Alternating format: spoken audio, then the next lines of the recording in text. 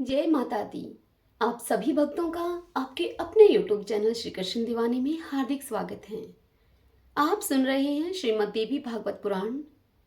आज की कथा में हम सुनेंगे देवी भागवत पुराण के तीसरे स्कंद से प्रथम अध्याय। राजा जन्मेजय का ब्रह्मांडो उत्पत्ति विषयक प्रश्न तथा इसके उत्तर में व्यास जी का पूर्व काल में नारद जी के साथ हुआ संवाद सुनाना। तो आइए आज की कथा को सुनने से पहले देवी का ध्यान करते हैं। ओम श्री जगदम्बिकाय नमः। ओम ऐं ह्रीं क्लीं चामुंडाय विचे। जन्मेजय व्यास जी से बोले कि हे भगवान, आपने महान अम्बा यज्ञ के विषय में कहा है। वे अम्बा कौन हैं? वे कैसे, कहाँ और किस लिए उत्पन्न हुई हैं? और वे कौन कौन से गुणों वाली हैं? भगतजनों, सबसे पहले आपको बता दूं कि जन्मेजय परीक्षित के पुत्र हैं। यहाँ जो वृतांत सुनाया जा रहा है आपको, अर्जुन के पोते हैं परीक्षित और परीक्षित के पुत्र हैं जन्मेजय। यह सारा वृतांत जन्मेजय के विषय में है। यहाँ पर जन्मेजय व्यास जी से पूछ रहे हैं। राजा जन्मेजय व्यास जी से आगे कहते हैं कि हे व्यास जी, उनका यह यज्ञ कैसा है और उसका क्या स्वरूप है? हे दयानिधान व्यास जी, आप सब कुछ जानने वाले हैं। उस यज्ञ का विधान सम्यक रूप से हमें बताइए। हे ब्राह्मण, आप विस्तार पूर्वक ब्रह्मांड की उत्पत्ति का भी वर्णन कीजिए हमसे। हे भूषुर, इस विषय में अन्य ज्ञानियों ने जैसा कहा है वह सब कुछ भी आप भली भांति जानते हैं। मैंने ब्रह्मा, विष्णु और महेश, इन्हीं तीनों देवताओं के विषय में सुना है कि ये सगुण रूप से संपूर्ण जगत का सर्जन, पालन और संहार करते हैं। हे पराशर सुत व्यास जी, वे तीनों देव श्रेष्ठ स्वाधीन हैं अथवा पराधीन? आप मुझे ये बताइए। मैं इस समय यह सब सुनना चाहता हूँ। वे सच्चिदानंद स्वरूप देवगण मरण धर्मा हैं अथवा नहीं? और वे आदि भौतिक, आदि दैविक और आध्यात्मिक इन तीन प्रकार के दुखों से युक्त हैं या फिर नहीं? वे तीनों महाबली देवेश काल के वशवर्ती हैं अथवा नहीं? और वे कैसे तथा किसके आविर्भूत हुए हैं? मेरी यह भी एक शंका है, इसका आप निवारण कीजिए। हे मुने, क्या वे हर्ष, शोक आदि द्वंद्वों से युक्त हैं? क्या वे निद्रा एवं प्रमाद आदि से प्रभावित हैं? तथा क्या उनके शरीर सप्त धातुओं यानी कि अनरस, रुधिर, मांस, मेद, अस्थि, मज्जा, वीर्य, इन सप्त धातुओं से निर्मित हैं या फिर नहीं हैं? वे किन द्रव्यों से निर्मित हैं? वे किन किन गुणों को धारण करते हैं? उनमें कौन कौन सी इंद्रियां अवस्थित हैं? उनका भोग कैसा होता है तथा उनकी आयु का परिमाण क्या है? इनके निवास स्थान एवं विभूतियों के भी विषय में आप मुझको बतलाइए। हे ब्राह्मण व्यास जी, इस कथा को विस्तार पूर्वक सुनने की मेरी बड़ी अभिलाषा है। यह सुनकर व्यास जी जन्मेजय से बोले, हे महामती राजन, ब्रह्मा आदि देवों की उत्पत्ति किससे हुई? इस समय आपने यह बड़ा ही दुर्गम प्रश्न किया है। हे राजन, पूर्व में मैंने यही प्रश्न देव ऋषि नारद जी से पूछा था। तब विस्मित होकर वे उठकर खड़े हो गए और उन्होंने जो मुझे उत्तर दिया था उसी उत्तर को मैं आपसे कहूंगा, उसे आप ध्यानपूर्वक सुनिए। किसी समय मैंने शांत, सर्ववेत्ता तथा वेद विद्वानों में श्रेष्ठ नारद मुनि को गंगा के किनारे विद्यमान देखा। मुनि को देखकर तथा प्रसन्न होकर मैं उनके चरणों पर गिर पड़ा। तदुत्तर उनके द्वारा आज्ञा देने पर मैं उनके पास में ही एक सुंदर आसन पर बैठ गया। कुशल क्षेम की वार्ता सुनकर और सब वार्ता करने के पश्चात सूक्ष्म बालू वाले गंगा तट के निर्जन स्थान पर बैठे हुए ब्रह्मपुत्र देव ऋषि नारद जी से मैंने पूछा कि हे महामते मुनिदेव, इस अति विस्तीर्ण ब्रह्मांड का प्रधान कर्ता कौन कहा गया है? उसे आप मुझे सम्यक रूप से बताइए। हे मुनि श्रेष्ठ नारद, इस ब्रह्मांड की उत्पत्ति किससे हुई है? हे विप्रवर, आप मुझे यह भी बताइए कि यह ब्रह्मांड नित्य है अथवा अनित्य है? यह ब्रह्मांड किसी एक के द्वारा विरचित है अथवा अनेक कर्ताओं के द्वारा मिलकर इसका निर्माण किया गया है? क्योंकि किसी कर्ता के बिना कार्य की सत्ता संभव नहीं है, इस विषय में मुझे अत्यंत संदेह हो रहा है। इस प्रकार इस विस्तृत ब्रह्मांड के विषय में विविध कल्पना करते हुए तथा संदेह सागर में डूबते हुए मुझ दुखी का आप उद्धार कीजिए। कुछ लोग सदाशिव, महादेव, प्रलय तथा उत्पत्ति से रहित आत्माराम देवेश त्रिगुणात्मक निर्मल हर संसार के उद्धार करने वाले नित्य एवं सृष्टि पालन संहार करने वाले भगवान शंकर को ही इसका मूल कारण मानकर उन्हें ही इस ब्रह्मांड का रचयिता कहते हैं। दूसरे लोग श्री हरि विष्णु को सबका प्रभु, ईश्वर, परमात्मा, अव्यक्त, सर्वशक्ति संपन्न, भोग तथा मोक्ष प्रदाता, शांत, सबका आदि, सर्वोत्तमुख, व्यापक, समग्र, संसार को शरण देने वाला तथा आदि अंत से रहित जानकर उन्हें विष्णु का सेवन करते हैं। अन्य लोग ब्रह्मा जी को सृष्टि का कारण, सर्वज्ञ, सभी प्राणियों का प्रवर्तक, 4 मुखों वाला सुरपति, विष्णु के नाभि कमल से प्रादुर्भूत, सर्वव्यापी, सभी लोगों की रचना करने वाला तथा सत्यलोक में निवास करने वाला बताते हैं। कुछ वेदवेता विद्वान सर्वेश्वर भगवान सूर्य को ही ब्रह्मांड कर्ता मानते हैं और सावधान होकर साय प्रातः उन्हीं की स्तुति किया करते हैं तथा उन्हीं का यशोगान करते हैं। यज्ञ में निष्ठा भाव रखने वाले लोग धन प्रदाता, शतक्रतु, सहस्त्राक्ष, देवादिदेव, सबके स्वामी, बलशाली, यज्ञाधीश, सुरपति, त्रिलोकेश, यज्ञों का भोग करने वाले, सोमपान करने वाले तथा सोमपाई लोगों के प्रिय सचिपति इंद्र को सर्वश्रेष्ठ मानकर यज्ञों में उन्हीं का यजन करते हैं। कुछ लोग वरुण, सोम, अग्नि, पवन, यमराज, धनपति कुबेर की तथा कुछ लोग हेरम, गजमुख, सर्व कार्य साधक, स्मरण मात्र से सिद्धि प्रदान करने वाले, काम स्वरूप, कामनाओं को प्रदान करने वाले, स्वेच्छ विचरण करने वाले, परम देव गणाधीश गणेश जी की स्तुति किया करते हैं। तो कुछ लोग आचार्य भवानी को ही सब कुछ देने वाली आदि माया, महाशक्ति तथा पुरुषानुगामिनी परा प्रकृति कहते हैं। वे उनको ब्रह्मा स्वरूपा, सर्जन, पालन, संहार करने वाली, सभी प्राणियों एवं देवताओं की जननी, आदि अंत रहित, पूर्णा, सभी जीवों में व्याप्त, सभी लोकों की स्वामिनी, निर्गुणा, सगुणा और कल्याण स्वरूपा मानते हैं। फल की आकांक्षा रखने वाले उन भवानी का वैष्णवी, शांकरी, ब्राह्मी, वासवी, वारुणी, वाराही, नारसिंगी, महालक्ष्मी, विचित्र रूपा, वेद माता, अकेश्वरी, विद्या स्वरूपा, संसार रूपी वृक्ष की स्थिरता के कारण रूपा, सभी कष्टों का नाश करने वाली और स्मरण करते ही सभी कामनाओं को पूर्ण करने वाली, मुक्ति चाहने वालों के लिए मोक्षदायिनी, फल की अभिलाषा रखने वालों के लिए काम प्रदायिनी, निर्गुणा और सगुणा रूप में ध्यान करते हैं। कुछ मुनीश्वर निरंजन, निराकार, निर्लिप्त, गुण रहित, रूप रहित और सर्वव्यापक ब्रह्मा को जगत का कर्ता बतलाते हैं। वेदों तथा उपनिषदों में कहीं कहीं उसे अनंत सिर, नेत्र, हाथ, कान, मुख और चरण से युक्त तेजो में विराट पुरुष कहा गया है। कुछ मनीषीगण आकाश को विष्णु के परम पाद के रूप में मानते हैं और उन्हें विराट, निरंजन तथा शांत स्वरूप कहते हैं। कुछ तत्वज्ञानी पुराण वेता पुरुषोत्तम को सृष्टि का निर्माण कर्ता कहते हैं, उन्हें वह निर्माता मानते हैं। तो कुछ लोग कहते हैं कि इस अनंत ब्रह्मांड की रचना में केवल एक ईश्वर कदापि समर्थ नहीं हो सकता है। तो कुछ लोग कहते हैं कि यह जगत अचिंत्य है, अतः यह ईश्वर चित्त कदापि नहीं हो सकता। उनके मत में संपूर्ण ब्रह्मांड ईश्वर रहित है।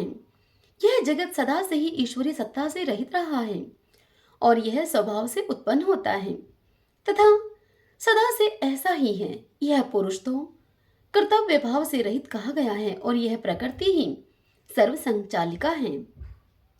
कपिल आदि सांख्य शास्त्र के आचार्य ऐसा ही कहते हैं। हे मुनिनाथ व्यास जी, मेरे मन में ये तथा अन्य प्रकार के और भी संदेह पुंज उत्पन्न होते रहते हैं। नाना प्रकार की कल्पनाओं से उद्विग्न मन वाला मैं क्या करूं? धर्म और अधर्म के विषय में मेरा मन स्थिर नहीं हो पाता है। क्या धर्म है और क्या अधर्म है, इसका कोई स्पष्ट लक्षण प्राप्त नहीं होता है। कुछ लोग कहते हैं कि देवता सत्वगुण से उत्पन्न हुए हैं और वे सत्य धर्म में ही स्थिर रहते हैं, फिर भी वे देवगण पापाचारी दानवों के द्वारा प्रताड़ित किए जाते हैं। तो फिर धर्म की व्यवस्था कहाँ रह गई? धर्मनिष्ठ और सदाचारी मेरे वंशज पांडव भी नाना प्रकार के कष्ट सहने को विवश हुए। ऐसी स्थिति में धर्म की क्या मर्यादा रह गई? अतः हे तात, इस संशय में पड़ा हुआ मेरा मन अतीव चंचल रहता है। हे महामुनि व्यास जी, आप सर्वसमर्थ हैं, अतः मेरे हृदय को संशय मुक्त कीजिए। हे मुनि, संसार सागर के मोह से दूषित जल में गिरे हुए तथा बार बार डूबते उतारते मुझ अज्ञानी की अपने ज्ञान रूपी जहाज से आप रक्षा कीजिए।